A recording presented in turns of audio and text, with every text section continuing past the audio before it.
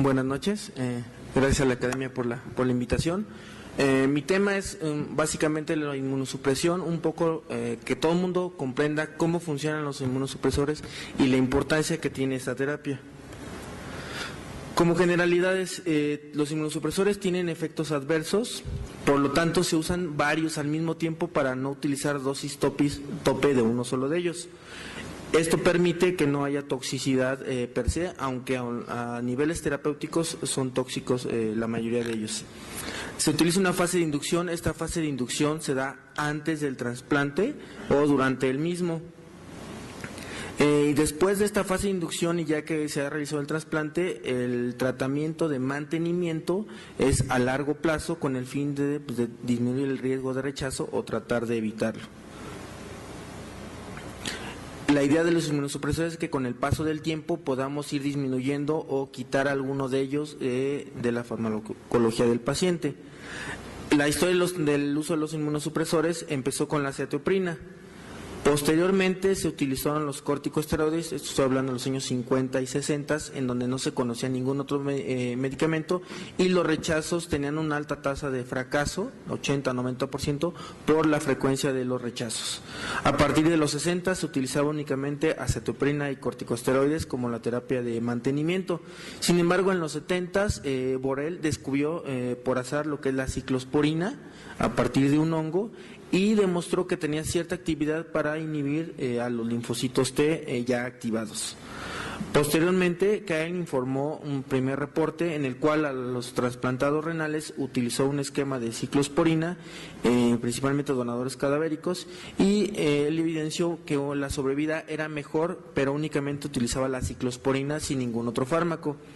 A partir de 1994 se ha demostrado y ya quedó asentado que la combinación de ciclosporina, cetoprina y prednisona es la que había ofrecido mejores resultados hasta este momento. En estas gráficas podemos ver los esquemas que se utilizaban a partir de 1994, principalmente ciclosporina y tacrolimus.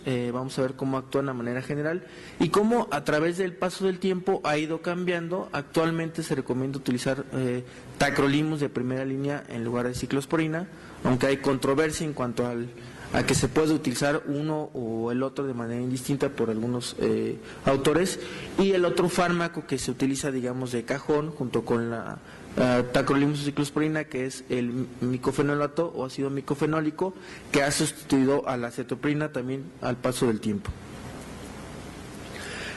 ¿Qué es lo que nos ha permitido el uso de los inmunosupresores? Mejorar la sobrevida.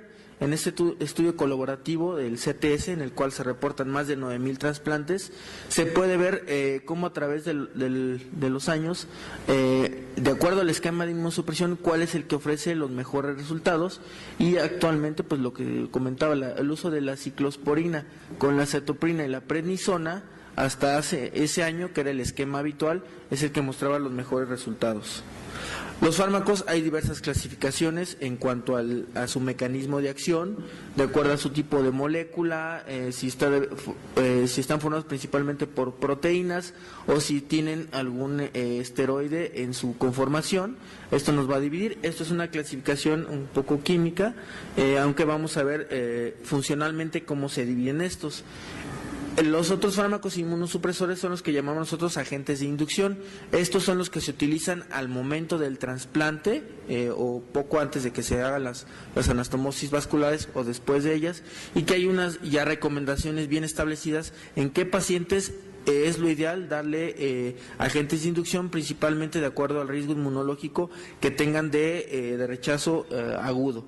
Los más conocidos, la timoglobulina o el basiliximab. El alemtuzumab se usa principalmente en Europa, el daclizumab ya salió del mercado y el murovab no está tan utilizado. Mecanismos de acción son terapias depletoras de los linfocitos. Aquí esta gráfica o esta tabla, perdón, nos trata de ejemplificar, aquí no se aprecia bien, de acuerdo al riesgo inmunológico que tenga el paciente, a quién debemos dar de terapia de inducción. Pacientes añosos, pacientes que no comparten HLA. HLA es la compatibilidad con el donador. Si no hay ningún HLA, no hay compatibilidad, se recomienda dar terapia de inducción. Si comparten dos haplotipos o el HLA idéntico o en gemelos homocigotos, no se recomienda dar terapia de inducción. Si es el tiempo de isquemia fría, la edad del donador, etcétera, son las características generales que nos van a indicar que debemos darle terapia de inducción. Esto de acuerdo a las guías CADIGO a nivel mundial. Las guías de la Sociedad Internacional de Trasplantes nos comentan que si se tiene el recurso, se recomienda a todo paciente darle terapia de inducción. Algunos reportes mencionan que hasta se disminuye hasta un 30% el riesgo de rechazo al poderle dar una terapia de inducción. Posterior a esto viene el mantenimiento. El mantenimiento pues es la terapia que vamos a dar a largo plazo. Generalmente se usa un triple esquema conformado por 4 fármacos: esteroides, inhibidores de calcineurina, sería el tacrolimus o la ciclosporina, inhibidores de la rapamicina y los antimetabolitos. Estos con el fin de disminuir el riesgo de rechazo activo. Y lo que van a hacer, todos estos fármacos van a inhibir el ciclo celular linfocitario, siempre y cuando individualicemos el esquema de acuerdo a nuestro tipo de paciente. No hay reglas que a todo paciente se le va a dar el mismo esquema, sino que de acuerdo a sus características y a la toxicidad de los fármacos, debemos de escoger en base a estos 4 fármacos cuál va a ser la combinación que vamos a llevar a cabo. Esto es en un esquema de riñón, pero se aplica las mismas bases para hígado que para riñón. Los esquemas empezaron a utilizarse con riñón, que fue el primer trasplante que se empezó a realizar con éxito y que tiene una tasa más alta de rechazo que el hígado, pero no tan alta como la del páncreas. La idea de todo esto pues es frenar lo que es la activación de las células T al momento del trasplante, con el fin de que no se produzcan los linfocitos activados y no se dé la respuesta efectora que ataque al órgano. Vamos a ver un artículo conocido en cuanto al ámbito de trasplantes, porque nos redacta de una manera muy didáctica el mecanismo de acción. Todo tipo de rechazo de cualquier órgano sólido va a llevar este mecanismo. Hay 3 vías de señalización: vía 1, vía 2 y vía 3, por la cual se ataca directamente al órgano sólido. La primera vía es la fase de reconocimiento, en la cual los antígenos son presentados como extraños por la célula presentadora de antígenos. La segunda fase es la fase de coestimulación. Aparte de que se dé el reconocimiento, se necesita dar otra presentación, digamos, de los receptores a nivel celular para que se estimule esta respuesta.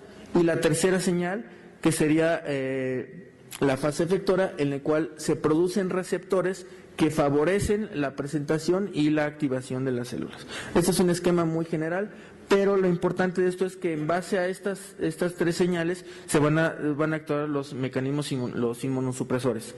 Los fármacos inhibidores de calcineurinas, la ciclosporina y el tacrolimus, bloquean la síntesis de citocinas proinflamatorias, esto por una vía que es la vía de las calcineurinas. El tacrolimus es de 10 a 100 veces más potente que la ciclosporina. Sin embargo, estudios actuales recomiendan que si no se tiene el recurso de utilizar tacrolimus por el costo, la sobrevida puede ser igual con el uso de la ciclosporina. Ambos necesitan unirse a proteínas intracitoplasmáticas, que son las inmunofilinas. ¿Qué debemos de tomar en cuenta con el uso de los inhibidores de calcineurinas? Que hay fármacos que aumentan sus niveles séricos, hay fármacos que disminuyen sus niveles séricos, esto tomando en cuenta las combinaciones que puedan tomar los pacientes de inmunosupresores con alguna otra medicación, por ejemplo antihipertensivos, antifúngicos, porque nos van a alterar los niveles séricos, y la monitorización de los niveles séricos es como nosotros podemos ver de cierta forma qué tan inmunocomprometido está el paciente y qué tanto apego tiene al tratamiento. Estos fármacos van a ser nefrotóxicos, por lo tanto no hay que llevarlos a los niveles terapéuticos muy altos, y con el paso del tiempo la idea es disminuir los niveles, y pueden tener, como les decía, interacción con otros medicamentos dando toxicidad, como la fenitoína, la ciclovir, etcétera.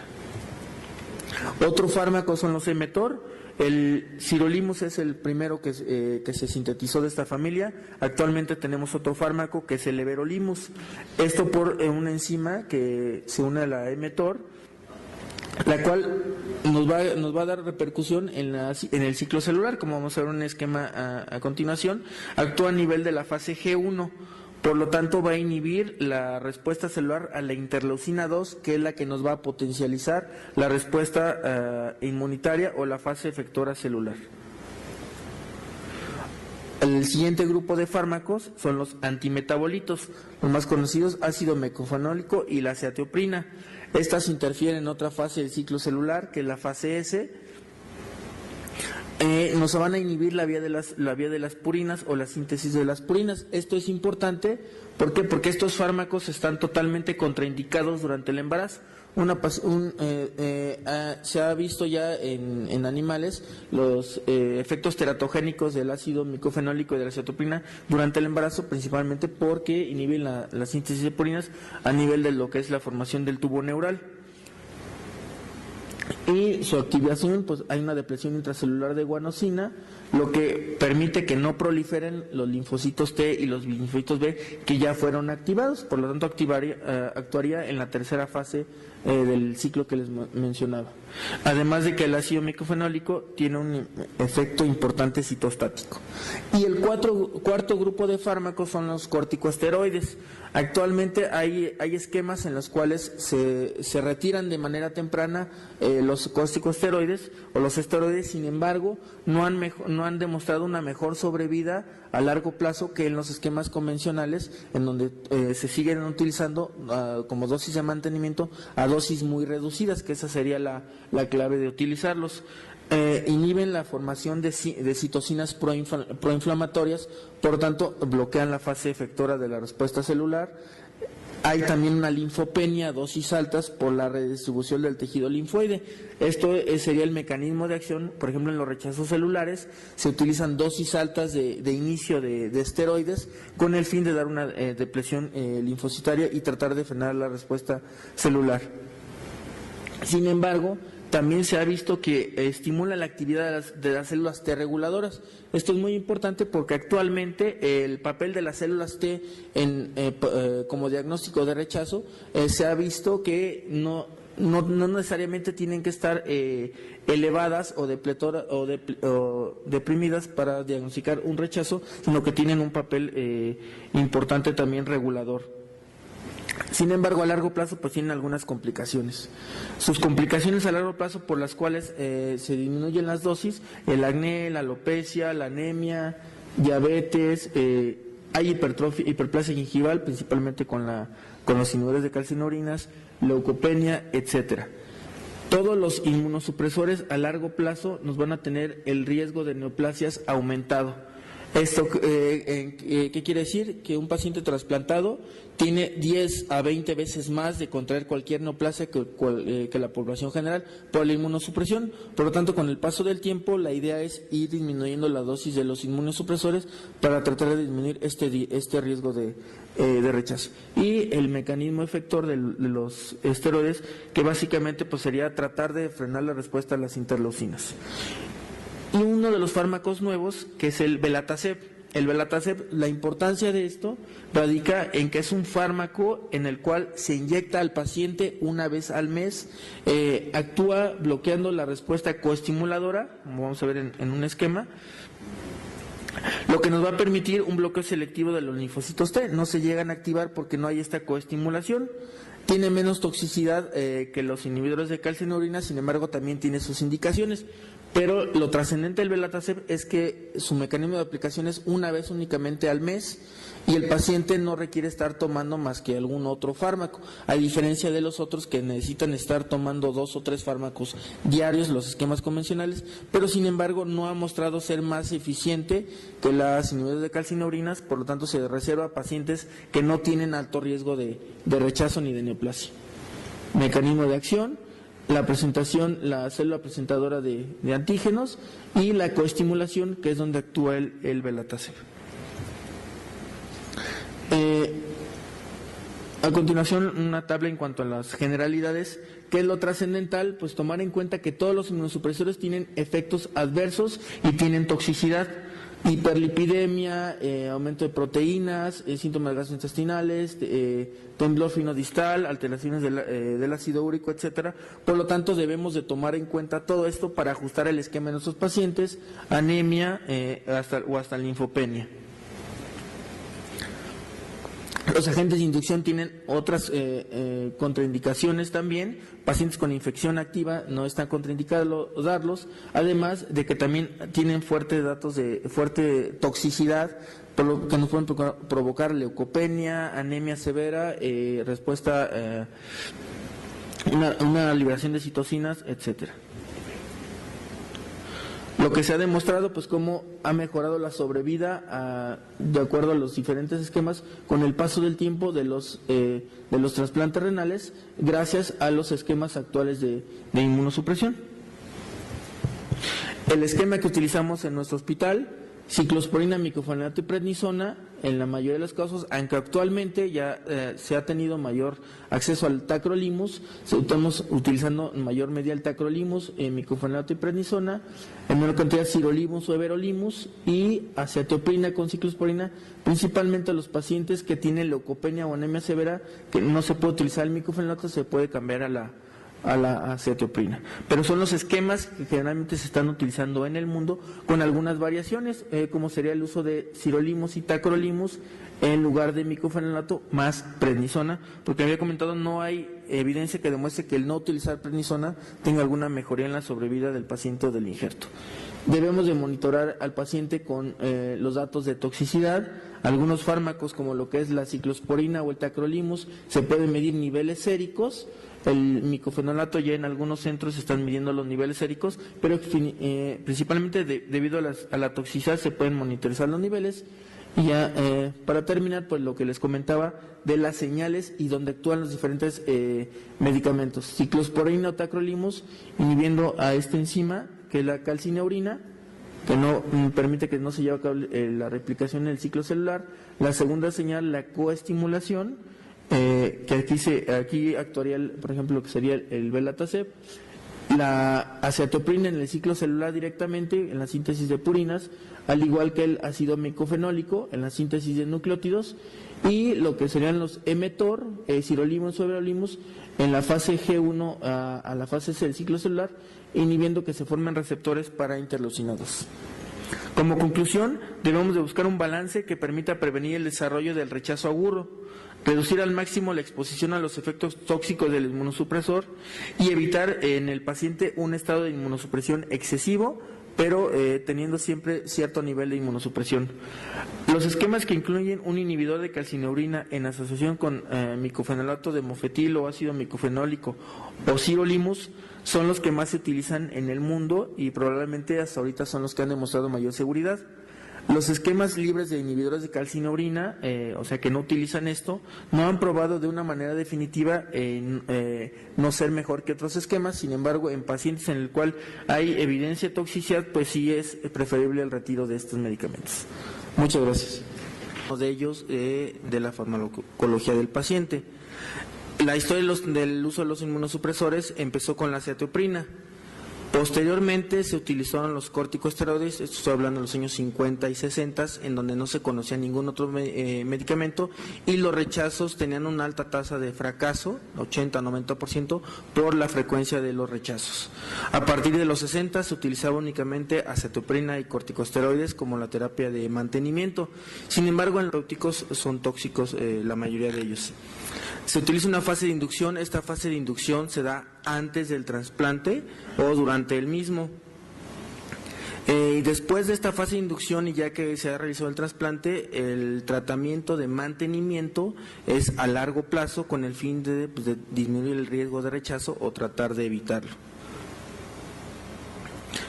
La idea de los inmunosupresores es que con el paso del tiempo podamos ir disminuyendo o quitar algunos. Buenas noches, gracias a la Academia por la invitación.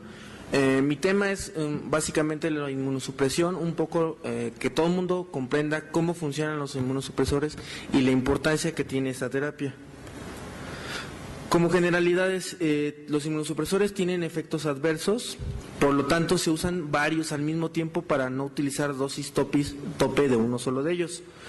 Esto permite que no haya toxicidad per se, aunque a niveles terapéuticos 70, Borel descubrió por azar lo que es la ciclosporina a partir de un hongo y demostró que tenía cierta actividad para inhibir a los linfocitos T ya activados.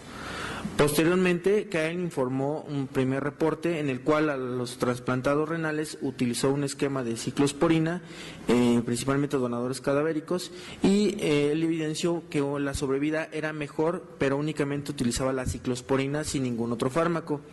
A partir de 1994 se ha demostrado y ha quedado asentado que la combinación de ciclosporina, cetopina y prednisona es la que había ofrecido mejores resultados hasta este momento.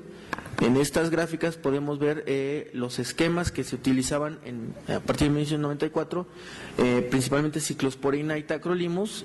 Vamos a ver cómo actúan de manera general y cómo a través del paso del tiempo ha ido cambiando. Actualmente se recomienda utilizar tacrolimus de primera